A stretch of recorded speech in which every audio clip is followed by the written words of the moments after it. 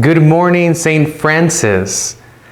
I'm Father Victor, and we're here at the parish in the room for catechesis of the Good Shepherd for our children at the parish. Unfortunately, everything is remote at this time because of the pandemic, yes.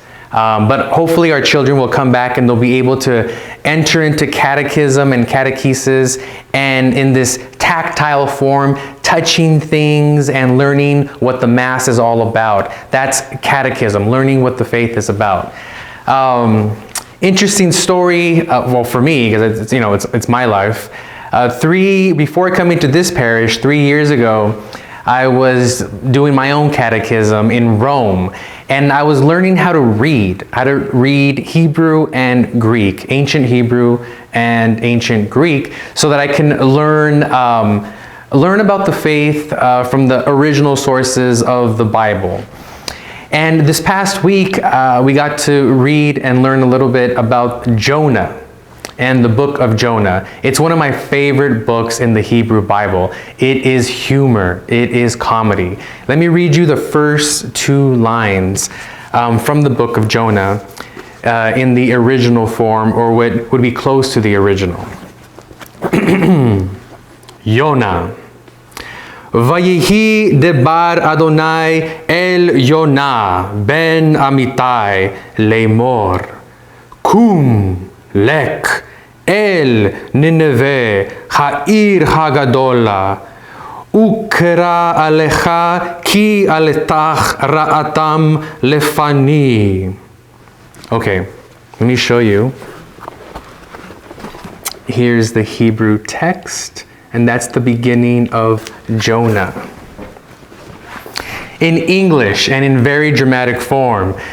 And thus the word of the Lord went to Jonah the Amittai, saying, "Get up and go to Nineveh, the great city, and cry out against it, that their wickedness has come before me."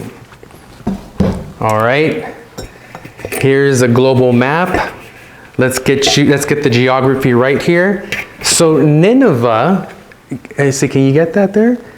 Nineveh would be right in between where Syria, Iraq, Turkey, and Iran sort of come together. That would be the great ancient city of Nineveh, the seat of the Assyrian Empire. And you know what Jonah does in the very next line? He gets up and he goes, here's Jonah, and in the east is Nineveh. He gets up and he goes as far as possible to the west. He goes to Tarshish, which is a mythical place in the western region of the world around Spain through the sea. And that's where the comedy begins.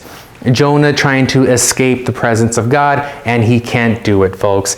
And we know you sort of know the rest of the story, right? He's in a pirate ship. The pirates throw him into the sea. God sends a big, giant fish. The fish swallows Jonah, spits him back out to where he started, and the story just continues. And it's humorous. Now, to really capture the humor, think of all the Bernie Sanders memes you've been seeing all over the internet. And what do you see? You see a grumpy old man with his mittens, and it's cute, it's hysterical, it's adorable, and he's grumpy. And that's Jonah. That's Jonah. He's grumpy throughout 4 chapters of the whole book until the very end, and God is trying to teach him so that he regains his perspective, so that he knows how to be a prophet in a very difficult situation, and to sort of lighten up and to laugh at himself a little bit. And I read the story last week, or this past week, and it really brought a lot of joy to me. I was laughing with the story because when you read the book, you're supposed to laugh. And that's a good reminder for us. It helps us to gain perspective, that we're not the center of the world, we're not the barometer that measures everything. God does that. And so if you can, try to laugh at yourself a little bit, lighten up, and regain that perspective as we struggle and we move forward.